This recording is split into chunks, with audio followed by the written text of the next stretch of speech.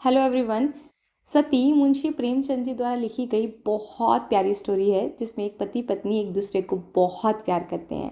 पत्नी बेहद खूबसूरत होती है, पति देखने में सुंदर नहीं होता, लेकिन प्यार इतना होता है कि शायद कोई सोच भी नहीं सकता। लेकिन इनके प्यार में एक मुसीबत आ जाती है जो आपको कहानी में ही पता चलेगी। शुरू करते हैं कहानी। मुलिया को देखते हुए उसका पति कल्लू उसके सामने कुछ भी नहीं है। फिर भी क्या वजह है कि मुलिया उससे संतुष्ट और प्रसन्न है। मुलिया को कोड़ी मिली है और उसे दूसरा कौन पूछेगा। और कल्लू को तो रत्न मिला है, उसके सैकड़ों ग्राहक हो सकते हैं। खासकर उसे अपने चचेरे भाई राजा से बहुत खटका रहता है। राजा रूपवान है, रसिक है, बातचीत में कुशल है, स्त्रियों को रिझाना खूब जानता है। इस कारण कल्लू मुलिया को बाहर नहीं निकलने देता। उस पर किसी की भी निगाह पड़ जाए तो यह उसे सहन नहीं है। वह रात दिन मेहनत करता है जिससे मुलिया को किसी भी बात का कष्ट ना हो और उसे ना जाने किस पूर्व जन्म के संस्कार से ऐसी पत्नी मिल गई। उस पर वह प्राणों को न्यौछावर कर देना चाहता है। मुलिया का कभी सिर भी दुखता है तो उसकी जान निकल जाती है। मुलिया का भी यही हाल है। जब वह घर नहीं आता मछली की तरह तड़पती रहती है।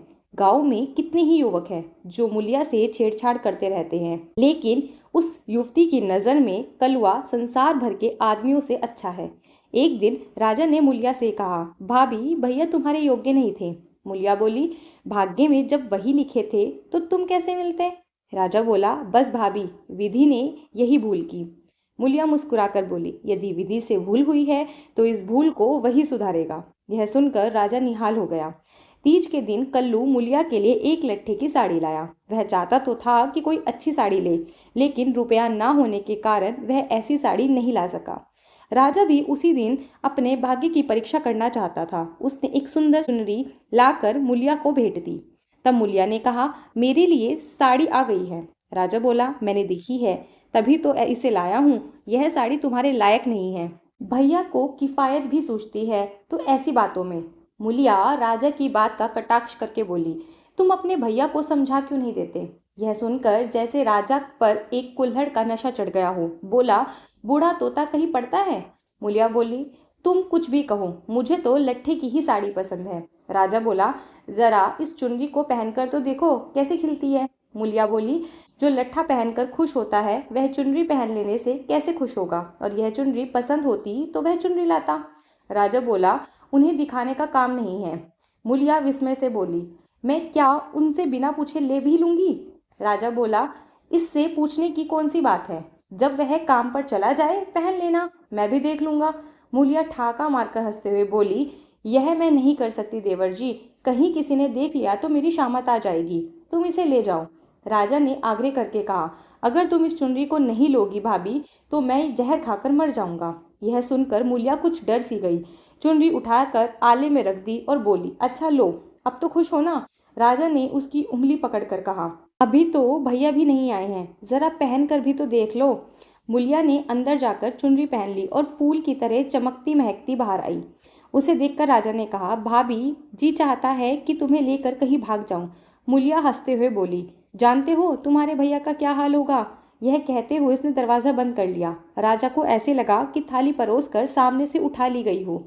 मुलिया का मन बार बार करता कि चुनरी कल्लू को दिखा दे, पर नतीजा सोचकर रह जाती थी। उसने चुनरी रख क्यों ली। उसे अपने पर बहुत क्रोध आ रहा था, किंतु राजा को कितना दुख होता।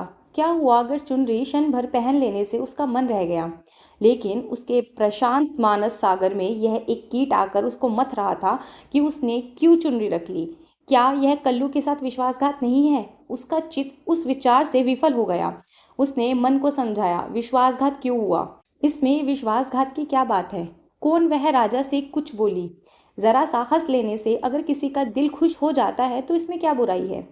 वह इन्हीं विचारों में डूबी हुई थी कि कल्लू उससे पूछ बैठा, आज रज्जू यहाँ क्या करने आया था। यह सुनकर मुलिया का दिल धड़कने लगा। उसने बहाना बनाते हुए कहा, कुछ नहीं, तंबाकू मांगने आए थे। कल्लू भवे सिकोड़ते हुए बोला, उसे अंदर मत आने दिया करो, वह अच्छा आदमी नहीं है। मुलिया बोली, मैंने उनसे कह दिया तंबाकू नहीं है तो वह चले गए। कल्लू ने इस बार कड़कती आवाज में कहा, क्यों झूठ बोल रही हो, वह तंबाकू मांगने नहीं आया था। मुलिया बोली, तो और यहाँ क्या करने आते। कल्लू बोला, चाहे जिस काम से आया हो। मुझे नहीं मालूम, लेकिन वह तंबाकू मांगने नहीं आया था, क्योंकि उसे पता है मेरे घर में तंबाकू नहीं है। मैं तंबाकू के लिए उसके घर गया था। मुलिया के बदन को काटो तो खून नहीं, उसके चेहरे का रंग उड़ गया था। फिर सिर झुकाकर बोली, मैं किसी के मन का हाल क्या जानूं। आज तीज का रथ जगा था। मुलिया पूजा का सामान इकट्ठा कर रही थी, लेकिन इस तरह जैसे मन में जरा सा उत्साह, जरा सी भी श्रद्धा नहीं है। उसे ऐसा लग रहा था जैसे उसके मुख में कालिमा पुत गई हो, वह कल्लू की आंखों से गिर गई है। उसे अपना जीवन निराधार सा लग रहा था। सोचने लगी, भगवान ने मुझे यह रूप क्यों दिया। यह रूप ना होता तो राजा क्यों मेरे पीछे पड़ता, और क्यों आज मेरी यह दशा होती। मैं काली कुरूप रहकर इससे कहीं सुखी रहती। तब तो मन इतना चंचल ना होता। जिन्हें रूप की कमाई खानी हो वह रूप पर फूले, यहाँ तो इसने मटिया मेट कर दिया। इस तरह सोचते सोचते ना जाने कब उसको झपकी आ गई, तो देखती है कल्लू मर गया है और राजा घर में घुसकर उसे पकड़ना चाहता है। उसी समय ना जाने एक बूढ़ी स्त्री किधर से आकर उसे अपनी गोद में ले लेती है और कहती है, तूने कल्लू को क्यों मारा। मुलिया रोकर कहती है, माता मैंने इन्हें नहीं मारा। वृद्धा कहती है, हाँ तूने छुरी कटार से नहीं मारा। उस दिन तेरा तप छीन हो गया है और इसी से वह मर गया। तभी अचानक मुलिया की नींद टूट गई। उसने चौंकते हुए इधर उधर देखा तो सामने आंगन में कल्लू सोया हुआ था। वह दौड़ती हुई उसके पास गई, उस पर लिपट कर फूट फूट कर रोने लगी। यह देख कल्लू ने घबराकर पूछा, क्या बात है मुलिया, तुम क्यों रो रही हो। मुलिया ने सिसकते हुए कहा, मुझसे आज एक अपराध हो गया है, उसे क्षमा कर दो। कल्लू बोला, कैसा अपराध। मुलिया बोली, राजा तंबाकू मांगने नहीं आया था, मैंने तुमसे झूठ बोला था, मुझे माफ कर दो। कल्लू हंसते हुए बोला, वह तो मैं पहले से ही जान गया था। मुलिया बोली, वह मेरे लिए एक चुनरी लाया था। कल्लू बोला, तुमने लौटा दी। मुलिया कांपते स्वर में बोली, नहीं मैंने ले ली। कह रहे थे कि अगर मैंने यह चुनरी नहीं ली तो वह जहर खाकर मर जाएंगे। यह सुनते ही कल्लू चक्कर खाकर खाट पर गिर पड़ा और बोला, तो रूप मेरे बस का नहीं है, भगवान ने कुरूप बना दिया तो सुंदर कैसे बन जाऊं। उस दिन से कल्लू खोया खोया सा रहने लगा। जीवन में वह ना उत्साह रहा, ना वह आनंद। हंसना बोलना भूल सा गया था। मुलिया ने उसके साथ जितना विश्वासघात किया था उसने उससे कहीं ज्यादा समझ लिया, और यह भ्रम उसके दिल में केकड़े की तरह चिपट गया था। वह घर अब उसके लिए केवल लेटने बैठने का स्थान था और मुलिया केवल भोजन बना देने वाली मशीन। आनंद के लिए वह कभी कभार शराब खाने चला जाता था और फिर चरस के दम लगाता। कल्लू की हालत देखकर मुलिया अंदर ही अंदर कुढ़ती थी। वह उस बात को उसके दिल से निकाल देना चाहती थी, इसलिए उसकी सेवा और मन लगाकर करती। लेकिन वह जितना ही उसको खींचने की चेष्टा करती उतना ही वह उससे विचलता था, जैसे कोई कांटे में फंसी हुई मछली हो। खुशी की बात तो यह थी कि राजा अंग्रेज के यहाँ खानसामा था। उसका तबादला हो गया था और राजा उसके साथ चला गया था, नहीं तो दोनों भाइयों में से किसी न किसी का जरूर खून हो जाता। इस प्रकार एक साल बीत गया। एक दिन कल्लू रात को घर लौटा तो उसे तेज बुखार था। दूसरे दिन उसके सारे शरीर पर दाने निकल आए। मुलिया ने समझा माता है, मान मनोती करने लगी, लेकिन 4-5 दिन में ही दाने बढ़कर आबाले बढ़ पड़ गए और पता चला कि यह माता नहीं है, उपदंश है। यह कल्लू के कलुषित भोग विलास का फल था। यह रोग इतनी भयंकरता से बढ़ने लगा कि आबालों में मवाद पड़ गया और उनमें से दुर्गंध आने लगी। उनके पास बैठना भी मुश्किल हो गया था। देहात में जिस प्रकार का उपचार हो सकता था वह सब मुलिया ने किया, लेकिन कोई फायदा नहीं हुआ। कल्लू की दशा दिन प्रतिदिन बिगड़ती जा रही थी। अब उपचार की कसर वह अबला अपनी स्नेहमयी सेवा से पूरी करती थी। उसे अब गृहस्थी चलाने के लिए मेहनत मजदूरी भी करनी पड़ती थी। कल्लू तो अपने किए का फल भोग रहा था। मुलिया अपने कर्तव्य का पालन करने में मरी जा रही थी। अगर कुछ संतोष था तो यह कि कल्लू का भ्रम उसकी इस तपस्या को भंग होता जा रहा था। उसे अब विश्वास होने लगा था कि मुलिया अब भी उसी की है। वह अगर किसी तरह अच्छा हो जाता तो फिर उसे दिल में छिपा कर रखता और उसकी पूजा करता। प्रातःकाल का समय था। मुलिया ने कल्लू का हाथ मुंह धुलाकर उसे दवा पिलाई और खड़ी पंखा डुला रही थी कि कल्लू ने डबडबाई आंखों से उसे देखा और बोला, मुलिया, मैंने उस जन्म में कोई बड़ा तप किया था कि मुझे तू मिल गई। तेरी जगह मुझे दुनिया का राज भी मिले तो मैं उसे ना लूं। मुलिया हाथ से उसका मुंह बंद करते हुए बोली, इस तरह की बातें मत करो। मेरे धन्य भाग हैं कि तुम जैसा पति मिला। यह कहते हुए उसने दोनों हाथ पति के गले में डाल लिए और उसे लिपट कर बोली, भगवान ने मुझे मेरे पापों का दंड दिया है। कल्लू ने उत्सुकता से पूछा, सच कहना मुलिया, राजा और तुम्हारे बीच में क्या चक्कर था। मुलिया विस्मित होकर बोली, मेरे और राजा के बीच में कोई चक्कर नहीं था। अगर हुआ हो तो भगवान मेरी दुर्गति करे। हाँ, उसने एक चुनरी मुझे ज़रूर दी थी, वह मैंने रख ली थी। फिर मैंने उसे आग में जला दिया। तब से मैंने उससे बात भी नहीं की है। यह सुनकर कल्लू ने एक ठंडी सांस खींचते हुए कहा, मुलिया, मैंने तो कुछ और ही समझ लिया था। ना जाने मेरी मति कहाँ मारी गई थी।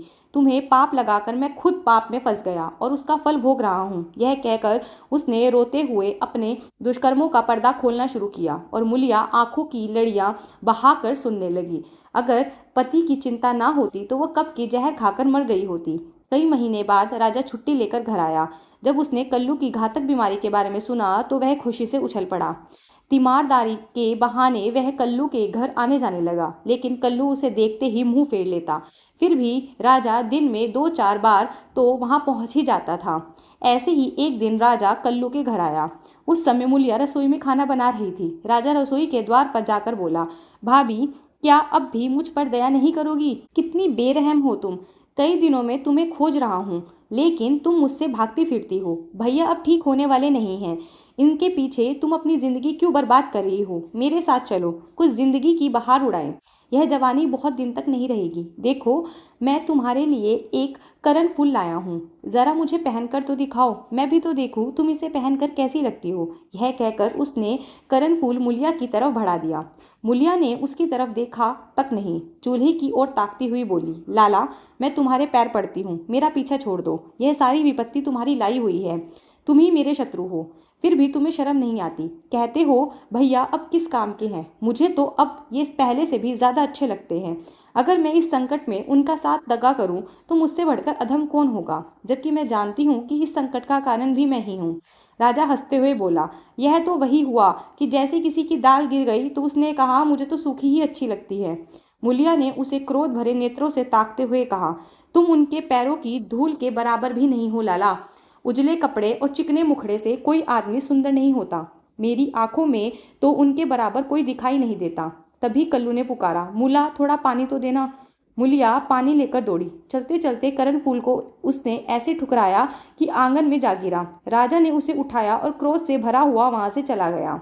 कल्लू का रोग दिन प्रतिदिन बढ़ता ही गया। आखिर वह दिन परवान आ पहुंचा। मुलिया का घर का काम धंधा करके आई तो देखा कि कल्लू की सांसें चल रही हैं। घबराकर बोली, कैसी तबीयत है आपकी? कल्लू ने सजल और दीनता भरी आंखों से मुलिया को देखा और हाथ जोड़कर सिर नीचा कर लिया। यही उसकी अंतिम विदाई थी। मुलिया उसके सीने पर सिर रखकर रोने लगी और भगवान से प्रार्थना करने लगी, तुमसे इतना भी ना देखा गया भगवान, उस पर न्यायी और दयालु कहलाते हो। तुमने जन्म दिया यही खेल खेलने के लिए। हाय नाथ, तुम तो इतने निष्ठुर ना थे। मुझे अकेली छोड़कर चले जा रहे हो। हाय, अब कौन मूला कहकर पुकारेगा? अब किसके लिए कुएं से पानी खींचूंगी? सब सुख हर लिया तो मुझे भी क्यों नहीं उठा लेते? कल्लू की मौत की खबर सुनकर सारा गांव इकट्ठा हो गया। सभी मुलिया को समझाते, लेकिन मुलिया को धैर्य नहीं होता था। कहती, सब मेरे कारण हुआ है। अगर भगवान ने मुझे सामर्थ्य दिया होता तो ये आज ये दिन ना देखना पड़ता। कल्लू को मरे हुए करीब 6 महीने बीत चुके थे। मुलिया अपना कमाती और खाती और अपने घर में पड़ी रहती। दिन भर काम धंधे से छुट्टी नहीं मिलती, लेकिन हाँ, रात को एकांत में हीरो लिया करती। इधर कुछ दिनों बाद राजा की पत्नी मर गई, लेकिन 2-4 दिन के बाद वह छैला बनकर घूमने लगा। पहले तो पत्नी से झगड़ा हो जाने का कुछ डर था, लेकिन अब तो वह भी नहीं रहा। अब की बार नौकरी से लौटा तो सीधा मुलिया के घर जा पहुंचा। इधर उधर की बातें करने के बाद बोला, भाभी, अब तो मेरी अभिलाषा पूरी हो करोगी या अभी भी कुछ बाकी है? अब तो भैया भी ना रहे, इधर मेरी घरवाली भी सिधार गई है। मैंने तो उसका गम भुला दिया है। तुम कब तक भैया के नाम पर रोती रहोगी? मुलिया घृणित नजरों से उसकी ओर देखते हुए बोली, भैया नहीं रहे तो क्या हुआ? भैया की याद तो है, उनका प्रेम तो है, उनकी सूरत तो दिल में है, उनकी बातें तो कानों में हैं। तुम्हारे लिए और दुनिया के लिए वह नहीं है, लेकिन मेरे लिए वे अब भी वैसे के वैसे जीते जागते हैं। मैं अब भी उन्हें वैसे ही बैठे देखती हूँ। पहले तो देह का अंतर था, अब तो वह मुझसे और भी नाचीज हो गए हैं और जैसे जैसे दिन बीतेंगे और भी नाचीज होते जाएंगे। भरे पूरे घर में दाने की कौन कदर करता है? जब घर खाली हो जाता है तब मालूम होता है कि दाना क्या है। पैसे वाले पैसे की कदर क्या जाने। पैसे की कदर तब होती है जब हाथ खाली हो जाता है। तब आदमी एक एक कौड़ी दांत में पकड़ता है। तुम्हें भगवान ने दिल ही नहीं दिया, तुम क्या जानो सोहबत क्या है। घरवाली को मरे अभी 6 महीने भी नहीं हुए हैं और तुम सांड बन गए हो। तुम मर गए होते तो इसी तरह वह भी अब तक किसी के पास चली गई होती। मैं जानती हूँ कि मैं मर जाती तो मेरा सिरताज जन्म भर मेरे नाम को रोता। ऐसे ही पुरुषों की स्त्रियां उन पर प्राण देती हैं। खबरदार, अगर आज के बाद तुमने मेरे घर में कदम भी रखा तो तुम्हें जान से हाथ धोना पड़ेगा। इससे ज्यादा मैं कुछ नहीं कहना चाहती, अब निकल जाओ यहाँ से। मुलिया के मुख पर ऐसा तेज और स्वर में इतनी कटुता थी कि राजा को उसका जवाब देने का भी साहस ना हुआ और वह चुपके से वहां से निकल भागा। यहाँ पर मुंशी प्रेमचंद जी समझाना चाहते हैं कि एक छोटी सी गलतफहमी कैसे हंसते खेलते परिवार को खत्म कर देती है। इसलिए अगर आपके बीच में थोड़ी सी भी गलतफहमी आ जाए ना तो उसे तुरंत के तुरंत सुलझा लो, उसको क्लियर कर लो, क्योंकि उसका अंत बहुत बुरा हो सकता है और अच्छे खेलते रिश्ते को खत्म कर सकता है। आई होप ये स्टोरी आपको अच्छी लगी हो। अगर अच्छी लगी है तो इसे लाइक कर देना, चैनल पर पहली बार आए हो तो इसे सब्सक्राइब कर देना। मिलते हैं नेक्स्ट डे नेक्स्ट स्टोरी के साथ, तब तक के लिए बाय बाय।